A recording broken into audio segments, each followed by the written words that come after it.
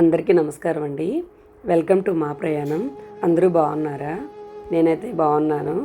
ఆ స్వామి అమ్మవారి దయ వలన మనందరం బాగుండాలని కోరుకుంటూ ఈరోజు బ్లాగ్ స్టార్ట్ చేశాను.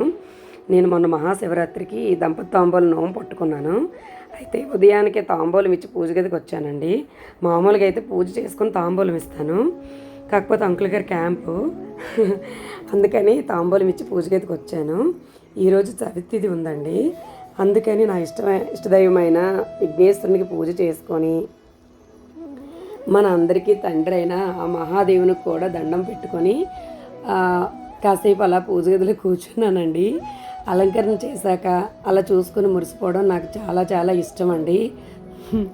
ఇవన్నీ అయితే ఇందులో మనం కొన్న పువ్వులు ఏం లేవండి, ఇవన్నీ మన చెట్లువే. నేను చెట్లు నాటి బాగా పెంచి వేసుకున్న పువ్వులు. సో ఇదంతా అయినాక వంటగదికి వచ్చానండి. ఈరోజు నేనైతే బెండకాయ ఫ్రై చూపిస్తున్నాను. ఇదంతా మీకు తెలిసిందే, కాకపోతే రొటీన్ బ్లాగ్ కదా, మీకు కూడా చూపిద్దామని ముందుకుండా ఆయిల్ వేసుకొని దాని తర్వాత కాసిన పోపులు వేసుకొని ఎండుమిర్చి, వెల్లుల్లి,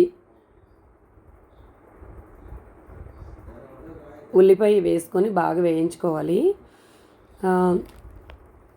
బెండకాయ బాగా కడిగి ఆరబెట్టుకోవాలండి. ఏమాత్రం తడి ఉన్నా ఫ్రై అంత బాగా రాదు. సో ముందుగుండా బెండకాయలను బాగా వాష్ చేసి బాగా తుడిచి ఆరబెట్టుకోవాలి. అయిన తర్వాత ఈ విధంగా స్టార్ట్ చేసి ఉల్లిపాయ అయితే బాగా రోస్ట్ అయిపోవాలండి, గోల్డ్ కలర్ వచ్చేయాలి. దీంట్లో ఏమాత్రం పచ్చున్నా కానీ మనకి బెండకాయ ఫ్రై అనేది జిగురు జిగురుగా అనిపిస్తుంది. నేను ఒక్కోసారి అయితే ఉల్లి వేయకుండా వెల్లుల్లి వేసి చేస్తాను, బాగుంటుంది. అయితే దాని తర్వాత మనం కరివేపాకు వేసుకొని బాగా వేయించుకోవాలి. వేయిస్తూ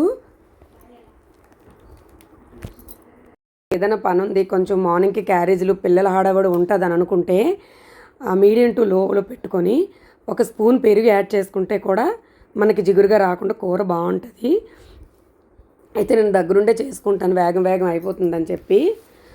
ఇలా బాగా వేయించుకొని ఒక 8 to 10 minutes వరకు, ముఖ్యంగా ఫ్రై కూరలు దేనికైనా సరే మీకు అందరికీ తెలిసిన విషయమే, కొంచెం మందంగా ఉండే ప్యాన్ పెట్టుకోవాలండి.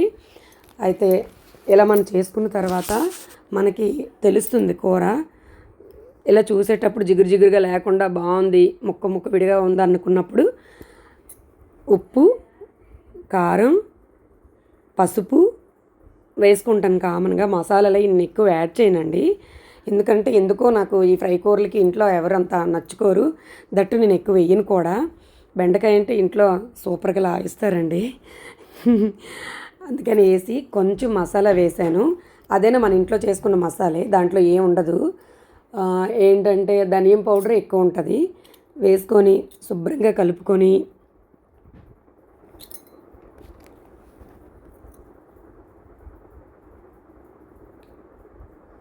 శుభ్రంగా కలిపి కాసేపు కలుపుకుంటే అయిపోతుందండి.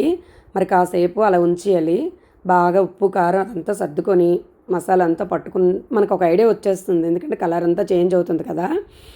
అవి ముక్క కంప్లీట్గా అసలు అంటుకోదు. అలా ఉండేటప్పుడు మనకి కూర రెడీ అయిపోయినట్టేని. నేనైతే కూర ఇలా రెడీ అయింది అలా చూపించట్లేదు. లాస్ట్లో కొత్తిమీర హ్యాపీగా వేసుకోవచ్చు. నేను ఫ్రై కూరలకి మ్యాక్సిమం కస్తూరి మేతి వేస్తానండి. అందుకని కొంచెం కస్తూరి మేతి వేసి ఓకే, కూర అయిపోయింది. ఇందులో ఏ మిస్టేక్స్ ఉన్నా ఇగ్నోర్ చేయండి. థ్యాంక్ యూ సో మచ్ అండి.